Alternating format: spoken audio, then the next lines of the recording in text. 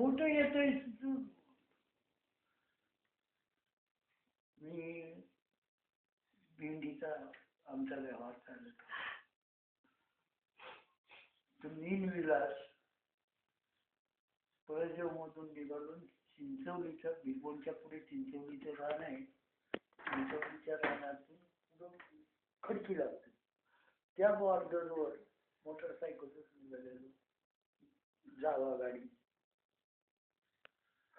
प्रभाकर माझ्या मनात त्या वेळेला चालता चालता की ह्या ब्रिटिश लोकांनी किती संशोधन केलं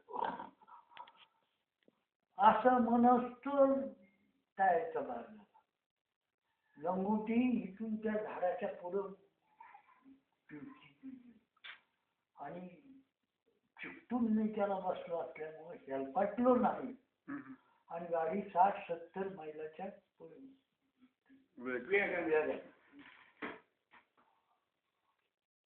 आणि असं मनात येऊन गेलं की हा असं झालं. मग ते कसं तरी जवळजवळ 50 फूट लांबीचा हा आवरत आवरत गाडी आवडली. बाजूला साईडला झाली. पाठीमागावून गाडी वाहतूक कमी. पाठीमागावून गाडी नाही, पुढूनही गाडी नाही आणि आम्ही बचावलो असं माझं मत आहे. योगायोग काय बरोबर आहे. तर आता तर काय हे आता काय खरं नाही. आता हे पाण्याचं नाही पण पुढे सुद्धा काय सांगता येत नाही. आणि काशीला जाताना तर 2-2, 3-3 मैलाचे ब्रिज आहे. मग ते ब्रिज कसे बांधले त्यावेळेला साधनं कुठली होती. जसं आपल्या नाथ मंदिराचं दगड कसे पोहोचवले तिथं किती ताकद असेल, किती माणसांनी पकडलं. तुम्हाला सांगितलं ना की मी सुद्धा हा विचार कधी केला ज्यावेळेला हॉस्पिटलचं मंदिर बघितलं. हॉस्पिटल म्हणजे हम्पी रामदेवरायाची राजधानी. त्याच्या आधीच म्हणलं किष्किंधा. तर ते मंदिर ही पांडुरंगाची मूर्त आता पंढरपूरला गेली की त्या मंदिरात होती. तर ते मंदिर असं आहे की सकाळी दिवस उगवल्याबरोबर सूर्याचं किरण सिंहासनावर पडतोय आणि संध्याकाळी दिवस मावळतानाही पडतोय. मंदिर कसं बांधलं आणि इतकं आडबंब छावण्या आहेत आडबंब. तर तिथं जे अखंड दगडाचं एक कासव आहे त्या कासावर 50 माणूस मांडी घालून बसत. एवढं मोठं अखंड दगडाचं. मग मला सांगा दगड कासव आधी बसवलं का मंदिर आधी बांधलं. आणि ज्या वेळेला पुन्हा हरिहर बुख यांच्याकडे राज्य गेलं त्यावेळेला फितुरी झाली. त्यावेळेला ब्राह्मणांनी ही मूर्त तिथून काढून इकडे पंढरपूरला पोचली. म्हणून कानडी विठ्ठला. तर भयंकर घोडे राज्याच्या भोवताली जेवढा पडियाळ आहे तेवढा संपूर्ण दगडी चिरबंदी वावरे आहेत आणि ते घोड्याच्या पाग आहेत. आणि खोटं नाही परमेश्वराने म्हणजे कसंही करून ठेवलंय की नैसर्गिक सानिध्य इतकं सुंदर त्यांना गेलंय की आपल्या ह्या घरासारखा एक गोटा आहे आणि त्या गोट्यांचा कडियाळ आहे राज्याला तुंगभद्रा नदीच्या काठी. ही पंपा सरोवर जे मारुतीचा जन्म झाला ते पंपा सरोवर तिथं आहे. मारुतीचा या ठिकाणी जन्म झाला त्या ठिकाणी असं आहे की ह्या मंदिर घरा एवढा एक गोठा आहे. ती बी छोटाच आहे. या घरा एवढा एक गोठा आहे दगडाचा आणि त्या गोट्यावर एक मोठा भयंकर मोठा दगड आहे. त्याच्या असं कडा तुटलेला आहे आणि त्याच्या खालून अशी रस्ता आहे. तर आम्हाला तिथून पंपा सरोवरावर जाताना त्याच्या कडोनी जावं लागलं. तर त्यावेळेला अशी भीती वाटायची.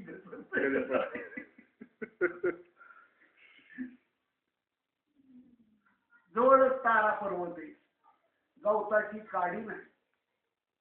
दगड बिगर मुशीचे दगड आहेत भयंकर मोठे मोठे. ते मारुतीचं जी मालिका लागायची ना जय हनुमान त्याच्यात जो सीन आहे मोठ्या मोठ्या दगडांचा सगळा तसा. त्यांनी अभ्यास करूनच केलं भयंकर वागण्यासारखा निसर्ग आहे, पण आपण सोडत नाही म्हणजे आपल्याला जमत नाही. आणि ते दगड सुद्धा आता करवती सारखे कापायला सुरुवात केली. त्यावेळेला एवढं नियोजन नव्हतं आणि हे नव्हतं, तर त्या रामदेव रायांनी तुंगभद्रा नदीवर पूल बांधला. तो पूल असा बांधला की खाली खडक, त्या खडकाला गोबे घेतले, त्याच्यात दगडी खांब उभे करून त्याच्यावर छावण्या टाकून तो पूल तयार केला. तो पूल पाडलाय आता काय म्हणजे नाही. आता आपण आता दरवेळेस सगळ्यांचंच बघतो ना की ह्यांचं आपलं पण खरं आपला इतिहास असणार आहे आपल्या खानदानाचा. आपला खानदानाचा म्हणजे आपण स्वयंपाक करायसाठी आलेलो इकडं किती वर्षापूर्वी? हे आपल्याला काय सांगायचं 200-400 वर्ष झाले. आणि त्यावेळेला म्हणजे आपण म्हणजे काय की स्वयंपाक करायसाठीच आलो आणि मग ही पांगापांग झाली. कारण कसं झालंय की आपल्याला काही सांगताच येत नाही कुठं आम्ही कोण. आता दत्ता काकांनी सांगितलं की ते खूप श्रीमंत होते, इथं आल्यावर मग 1200 एकर जमिनी घेतल्या, मग पाडळी, जुन्नर, पळसदेव. जुन्नर, पाडळी, कोंढई, तिकडं तटावळीच्या बाजूला कर्नाटक आणि नारायण काका माहिती पाहिजे नारायण काका माहिती. तर नारायण काका माझी पप्पा खानबाजी होते ना, शेखर जो आहे शेखरनं दत्तक घेतलेलं म्हणजे मनलं खानाचे सख्खे भाऊ नारायण काकाचे जाव आहे. आणि त्यांच्या मंडळीचं नाव इंदू नाही का, नारायण काकाच्या मुलीची ही जुन्नरची वारलेली शेखरची आई गंगू. तर त्यांचे ती तिकडचे राहणारे सावकारजीवर तिकडचे, पण नारायण काकाला दत्तक दिनापाला दत्तक आणलं.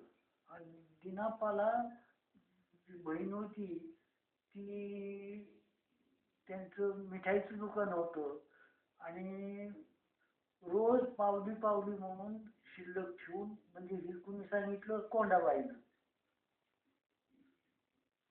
पंडितरावची सासू, 4 आणि जमून काही गोष्टी केलेल्या आहेत. तर त्या वेळेला चांदीचे पैसे, चांदीचा रुपया, 2 आणे सुद्धा चांदीचे होत्या. 2 आणे पूर्वीचा इतिहास. हो ना. आणि हा इतिहास कुणालाच माहिती नसणार आहे. सगळे जर गोतावळा काढलं, हे जे पूर्वीची नाणी सापडतील आणि चांदीची सोनीची असतात त्यावेळेच सगळं मोहरा रोज नारायण त्यांच्या सावकारचे एवढ्या होते की मुंबईत जेवढे दलाल आहेत तेवढे 90% दलालांना त्यांचं कर्ज होतं. कसली सावकारची दरवाजे आणि दरवाजे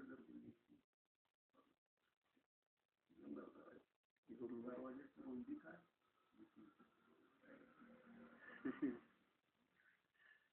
त्यांनी केले. बरोबर. आता ते परत पूर्वीचे दिवस ते येणं अवघड आहे. आता नाही, त्यांनी गमावलेलं हे पुढचं. त्या वेळेला काही इंजिनियर होते नाहीच ना, पण डोकीच त्यांची इतकी वाटली होती.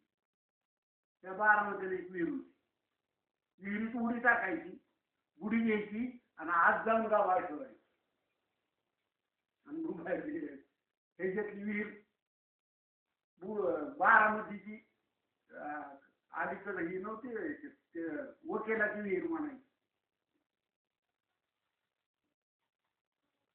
रायगड बघणं, रायगड शिवाजी महाराजांनी कुठं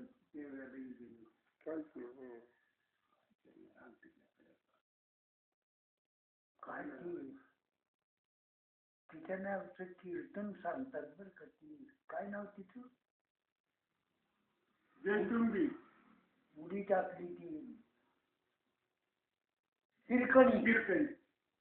रायगडावरून ते बरोबर त्या मुलासाठी बाळासाठी कीर्तनातून तिचं आख्यान घेतात बरं.